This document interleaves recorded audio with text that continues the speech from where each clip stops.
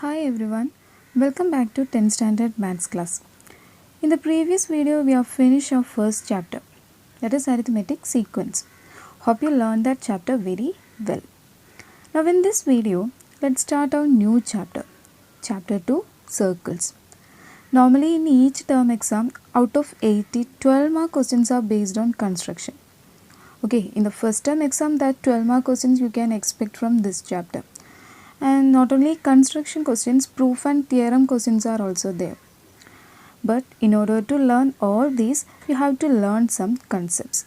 Okay, then only you can prove the theorem or to construct. Okay, so let's start our first subheading, that is right angle and circle. First subheading is right angle and circle. In 9th standard, you have learned about chords. What do you mean by that, chords? You know that chords means it's a line joining any two points on the circle. Okay, it's a line joining any 2 points on the circle like this. Okay, here you can see two chords. Not only two chords, you can draw many chords in a circle. Okay, lots of points are there around the circle. So by joining any 2 points, you can draw chords. Now let's start from the chords. And which one is the largest chord? That also you know. Largest chord. Largest chord is the diameter. Okay, through the center. The line joining any 2 points through the center, that is diameter. Diameter is the largest chord. Let's start from the diameter. Okay.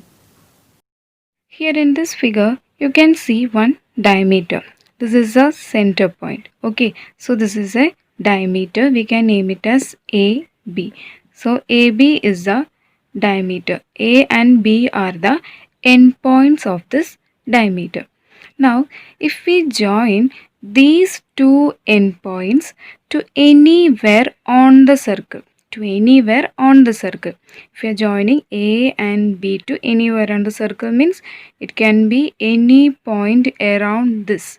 Okay, here I choose this point. Okay, this point I choose. So A and B are joined to this point. Here you can see one angle is formed. Okay, one angle. This is the angle.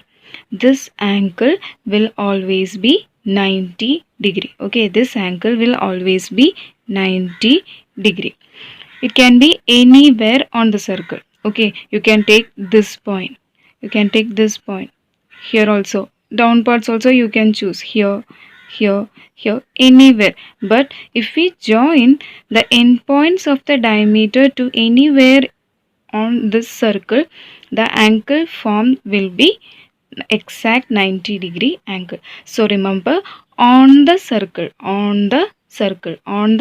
means it is always 90 degree. On the circle is 90 degree exact. So this is the first concept you have to learn in this section. Okay, angle on the circle from the endpoints of the diameter is 90 degree. Okay, the same thing we can say in another way. Angles in semicircle is always 90 degree. Angles in semicircle. Why semicircle? Semicircle means if you are considering the diameter, this half will be what? Semicircle. Diameter will divide the circle into two equal halves. That's why we are using semicircle, because we are considering the endpoints of the diameter. So endpoint of the diameter means it is semicircle. Okay, so angles in semicircle is always 90 degree. Similarly, if we join the endpoints of the diameter to anywhere inside the circle, inside points, okay, inside means this area portion, okay, so any point inside the circle also we will get one angle, okay, one angle we will get from the A and B. Inside the circle also we will get angles. That angle will be obtuse angle. Obtuse, what do you mean by obtuse? Obtuse means it is greater than 90 degree angle. Obtuse means greater than 90 degree angle. You can see it is a wide angle. Okay, that means this angle is obtuse. So remember, inside the circle. Okay, inside the circle means it is greater than 90 degree. Inside the circle is always greater than 90 degree.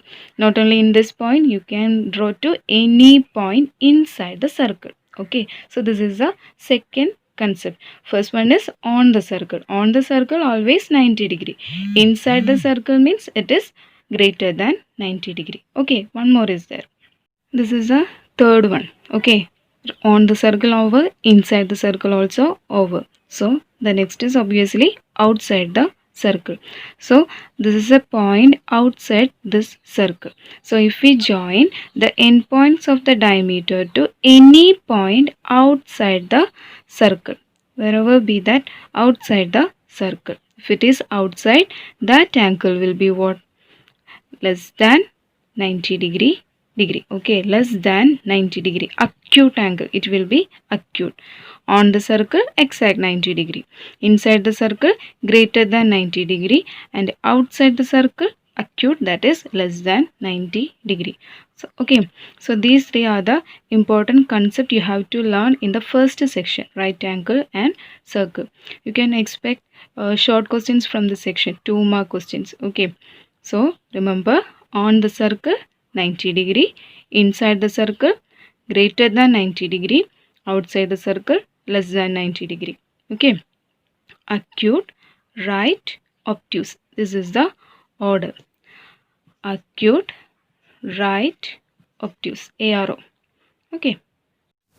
Now let's move on to problems. Page number 42, first question. Question is, suppose we draw a circle with the bottom side of the triangles in the picture as diameter. Find out whether the top corner of each triangle is inside the circle, on the circle, or outside the circle. Okay, one triangle, 3 triangles are given with a common base. Okay, we have to check whether that base is considered as diameter. Where will be the position of the third vertex of each triangle? Very easy question. Okay, simply we can write just position is enough. Okay, so if that base is the diameter 110 degree, first one is 110 degree. 110 degree is what? Greater than 90 degree angle. So 110 greater than 90 degree angle means where will be the position? Greater than 90 degree is inside the circle. So for the first triangle, 110 degree is inside the circle. Now consider the second one. Second is exact 90 degree angle. Okay, exact 90 degree angle means it is on the circle. Now the third one. Third one is 70 degree. 70 degree is an acute angle. Okay, less than 90 degree angle. So less than 90 degree means where will be the position? That position will be outside the circle. No need to draw nothing. Just write the position. Okay, so 110 degree, it is inside the circle. 90 degree is on the circle. 70 degree is outside the circle. That's enough. That is the answer. Second question is, for each diagonal of the quadrilateral shown, check whether the other two corners are inside, on, or outside the circle with that diagonal as diameter. One quadrilateral is given. We have to check both the diagonals. Okay, 2 diagonal we can draw for a quadrilateral. You have to check with both the diagonals. Okay, this is a figure given. A, B, C, D, quadrilateral. Out of 4 angles, 3 angles are given, 105, 110 and 55 degree.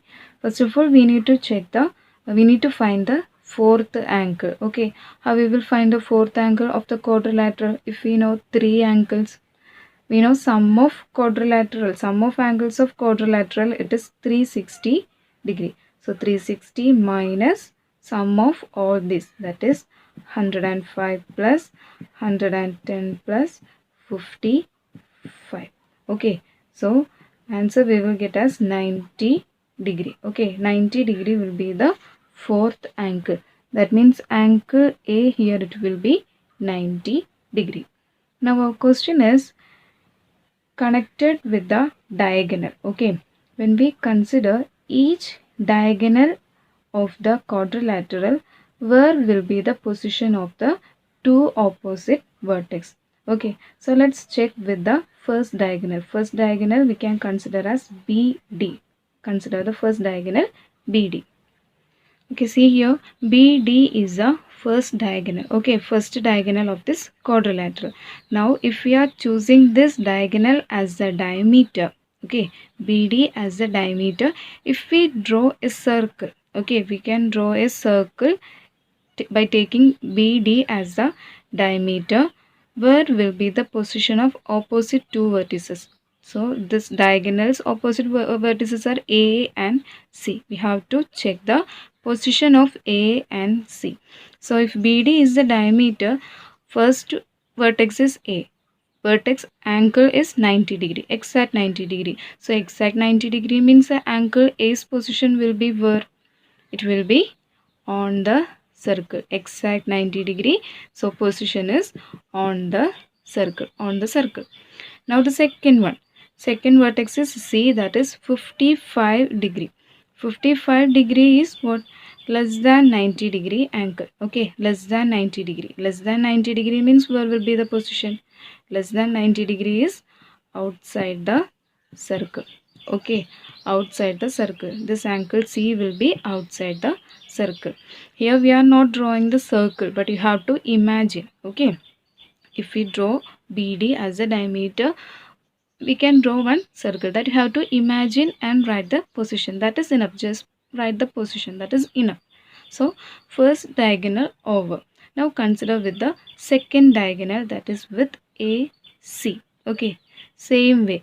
If we are considering first second diagonal AC, opposite vertices are B and D. Here B angle is 105. So 105 is what? Greater than 90 degree. So greater than 90 degree means it is obtuse angle. Obtuse angle's position is where? It is inside the circle. It is inside the circle. And here angle D. Angle D also greater than 90 degree. That also will be where? It will also be inside the circle. Okay, so this is the answer. No need to draw like this or to draw. Just write in words. Okay. Next is question number 3.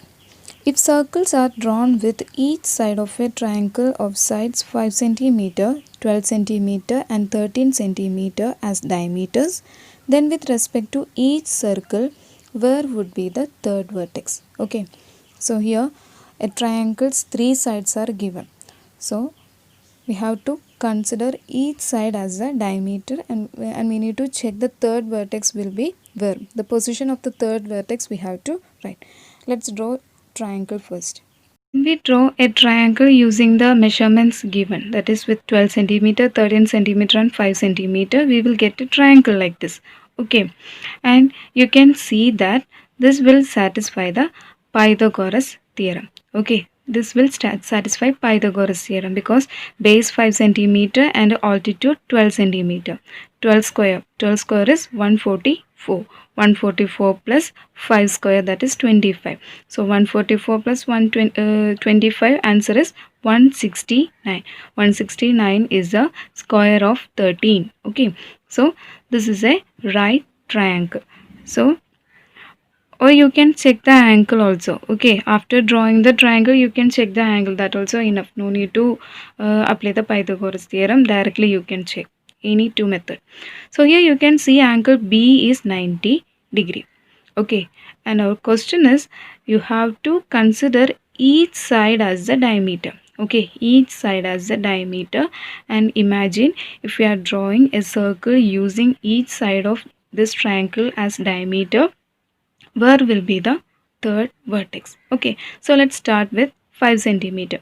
Before that, only one angle is here we have, that is 90 degree. What about these two angles? These two angles, no need of exact measurement. We need just to know whether it is less than 90 degree or greater than 90 degree. Okay, for a right triangle, if one angle is 90 degree, then the other two will be what? less than 90 degree. Always it will be less than 90 degree, because we know sum of angles as what? Sum of angles of a triangle is 180 degree. So in order to get 180 degree, one angle already 90 degree. So these two's sum will also be 90 degree. Then must be 90 degree. Then only we will get 180 degree as the answer. So in order to get that as 90 degree, these two must be less than 90 degree. Okay, less than 90 degree. That means angle A and angle C, here it will be less than 90 degree. Now let's consider the first side, that is BC. So if BC 5 centimeter is the diameter, if we draw a circle, where will be the position? B and C already we took. So the remaining third vertex is angle A. Where will be the position of angle A? If we draw a circle here using BC as the diameter, if we draw a circle, angle A's position, it is less than 90 degree. That's why it is outside the circle. It will be outside the circle. Okay, so first one over. Now the second one is AB as a diameter. AB 12 centimeter as a diameter. If we draw a circle using this AB as the diameter, where will be the position of angle C? Third vertex is C here. This is also what? Less than 90 degree angle. That's why angle C will always be will also be outside this circle with AB as a diameter. Now consider the third side, that is AC 13 centimeter side. If we draw a circle with AC as diameter, its opposite vertex is B and that angle is 90 degree. So position of angle B will be where? Position of angle B will be on the circle, because exact 90 degree. Okay, so this is the answer. Next is question number 4. In the picture, a circle is drawn with a line as diameter and a smaller circle with half the line as diameter. Prove that any chord of the larger circle through the point where the circle meet is bisected by the small circle. I know you didn't understand anything. First let's draw the rough figure and let's analyze the question. Okay. This is a rough figure. Okay, one large circle with this line as diameter. Let's take that point as A and B. Okay, this is a diameter AB and a large circle. And next is given by using half the line as diameter, a smaller circle is drawn. Okay, this smaller circle is drawn by taking the half of this line as diameter. That means this is the center point. Okay, this is a center point and this AO and OB are radius of the larger circle.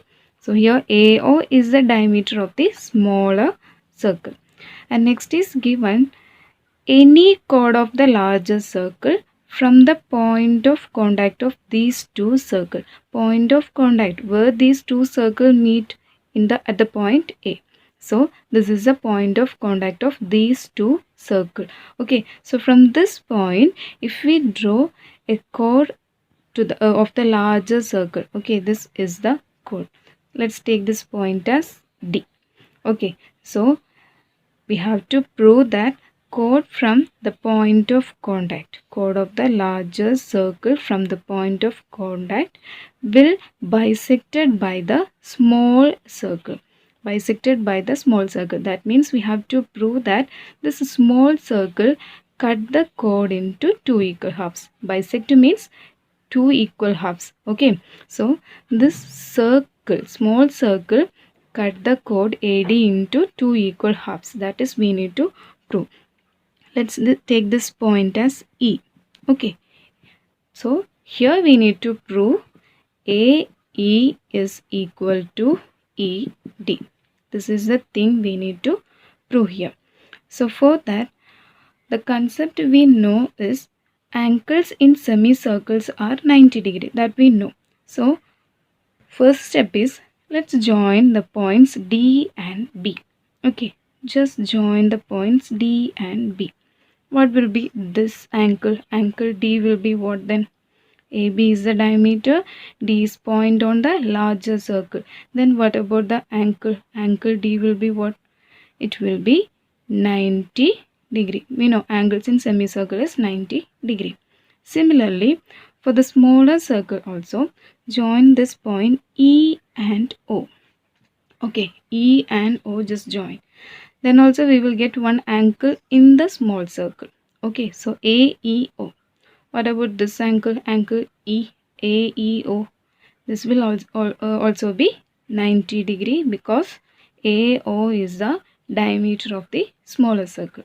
Okay, so angle D is 90 degree, angle E is also 90 degree.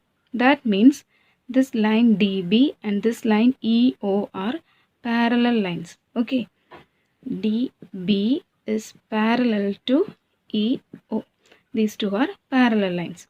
And in 9th standard, we have learned one concept for a triangle. Okay, this is the triangle. Consider this triangle. In 9th standard, we have learned that for a triangle, if base line is parallel to any line joining the other two sides. Okay, so here this base line and this line are parallel.